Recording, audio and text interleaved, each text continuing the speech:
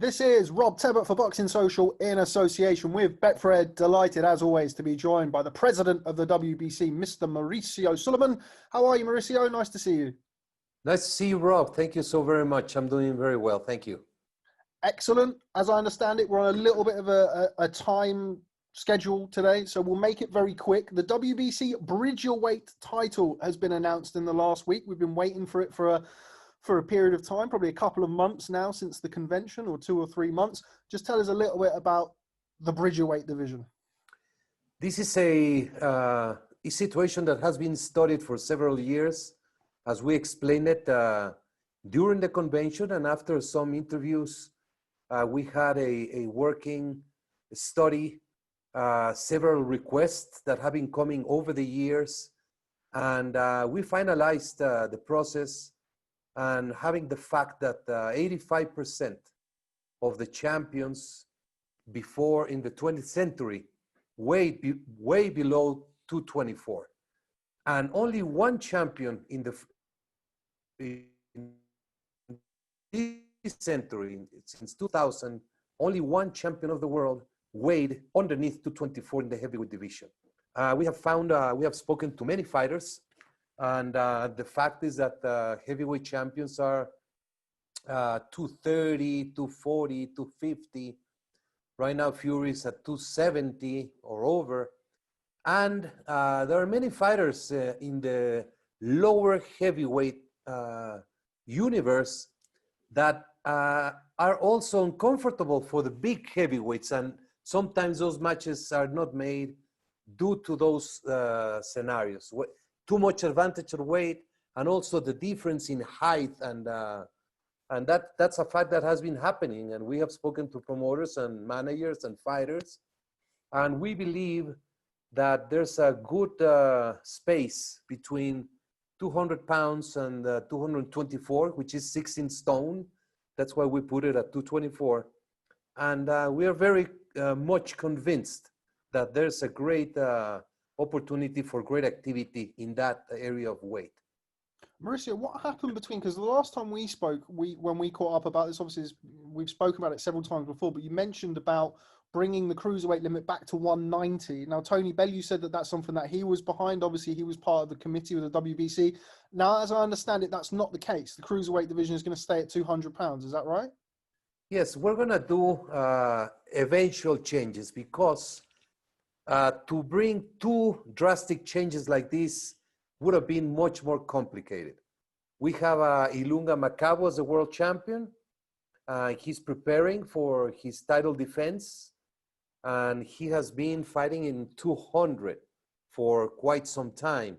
And the challengers are also prepared at 200. So eventually, our intention is to bring down to 190, to bring the difference between light heavyweight and cruiserweight shorter, because right now it's 25 pounds. That was a change that the WBC did many years ago. Originally, it was 190. Heavyweight started at 190. But due to this increase of size and weight in human nature, we move it to 200.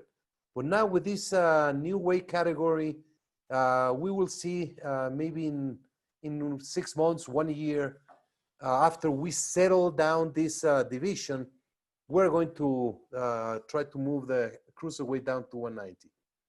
Mauricio, one of the things that came up in the convention when it was put forward by Don Majeski, obviously very experienced man in the boxing industry, one of the things that came up was, not touching the heavyweight division, which of course is kind of the marquee division in the sport. If you've got, even the cruiserweight title has its own kind of history towards it. Growing up, forgive me, but I can't imagine too many people's dream is to become the heavyweight champion of the world. If you're not a cruiserweight, surely you're going to want to be a heavyweight. Well, this is factual, Rob. We cannot stay behind in history and the past. This is factual, and this is a decision to provide opportunities to a solid universe of fighters that are lost in the middle. The reality is that humans are much bigger right now.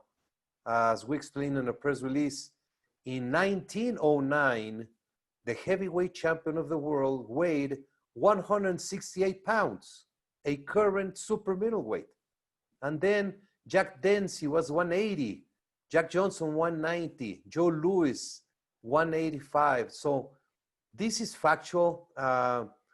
As any change, any introduction of a new concept, there's going to be a lot of resistance. And as I've been saying, I take it, it's hard to go to bed after you read some of the comments that are posted, but I'll take it. I feel very good. I've been talking to many fighters, and there's a lot of interest, genuine interest. And this has absolutely nothing to do with new belts and new fees and nothing financial. But I'll take, people like to say it and blame everything on that, and I understand. So I move on, move forward, and I stand tall by this decision, because it takes a lot of research, a lot of data. Many people have been asking for something to be done. I'm not going to comment on any specific fighter, but I have seen cruiserweights or light heavyweights or fighter or small heavyweights trying to compete. And when they compete against a good, solid, big heavyweight, it's impossible to beat them because of the size difference. Yeah, sure. And just to touch on that, Mauricio, obviously me and you, we do interviews very regularly, and you do always take questions. And I think, you know, addressing criticism in a fair way is certainly one of our strong points of the interviews that we do together. And I think it's good for you to get a voice out to the people who are, you know, they do have constructive concerns, let's say, about this Bridgerweight division and all other bits and pieces. You mentioned kind of going back in time. You mentioned Jack Johnson, you mentioned Joe Louis, etc. Deontay Wilder. So I had a look at some of Deontay Wilder's weights for what he's weighed in. Now, he made 11 defenses of the WBC title, 10 successful. He was only over the 224-pound limit 4 times. And in 44 fights in his career, the heaviest he's ever weighed is 231 pounds, which was the Tyson Fury rematch that we saw in February. That, to me, says that size necessarily isn't an issue for Deontay Wilder. He was 214 pounds when he beat Luis Ortiz, who was 241. He was 223 when he beat Dominic Brazil, who was 255. So it can be done. It's not impossible. Is that a fair comment? Absolutely.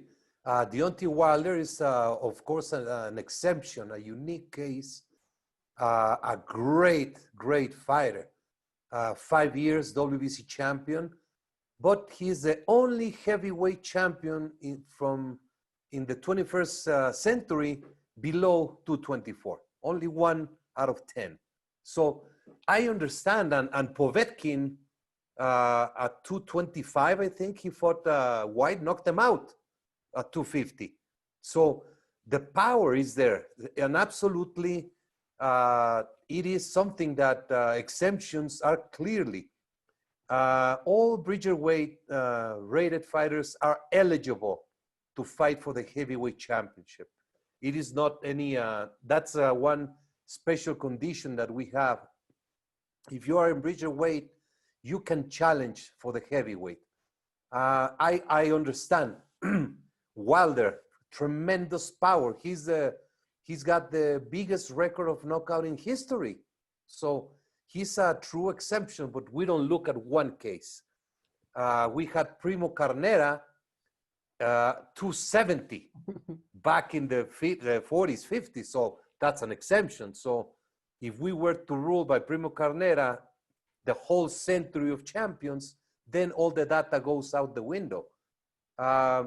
Let's study the weights of the challengers, you know, the weights of all those who have fought for the title. We have all that data, and it's 90%, 85%, everything.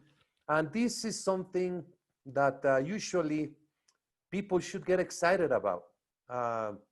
It's a new opportunity of activity in an area where fighters have been struggling to get recognition.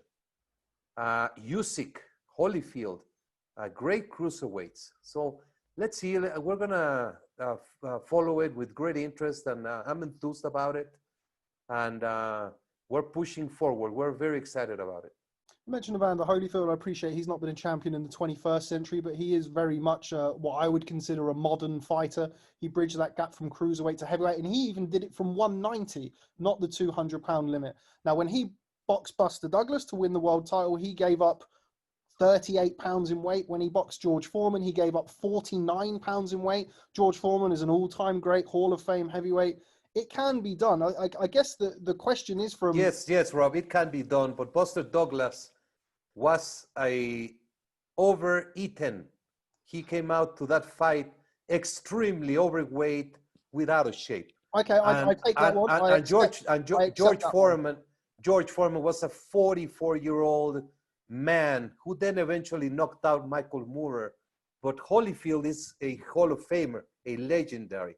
So, of course, there are exceptions, and it can be done. And we are not saying those good, solid fighters can compete for the heavyweight and win the heavyweight and defend the title even if they're below 224. It's not a limit. It's an area for smaller heavyweights to compete in a more secured for the safety and for the performance.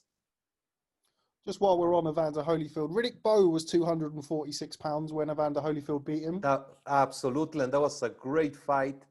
And Holyfield was there and he beat him. So absolutely, I agree that there are exceptional fighters like Holyfield, like Wilder, that can compete against any weight fighter. That's a fact. I mean, that's absolutely correct. Just while I've got you, Mauricio, we've only got a couple of minutes left. Time flies always when we're speaking. I did another one of my polls, Mauricio. I know that you like my polls. So I've done another poll and took a sample study of 1,200 votes. Now, I like to make sure that the questions are fair. I don't like to imply any bias. So this is the question. The WBC Bridgerweight division will be contested from 200 to 224. The concept behind the division is to prevent a small heavyweight, let's say of 215, from giving away too much size against a big heavyweight, let's say of 250 plus. Are you in favor of the Bridgerweight division? Now, we had 1,200 votes and just under 84% said no. Just your comments on that. I understand it. I will always say we are not in a popularity contest. We are in a administration of the sport scenario. And if we were by this type of contest, of these polls, we will still be fighting for 15 rounds. The fighters will be still weighing the same day of the fight. Maybe there would be no ropes in the ring. Maybe fighters would be fighting with 6-ounce gloves.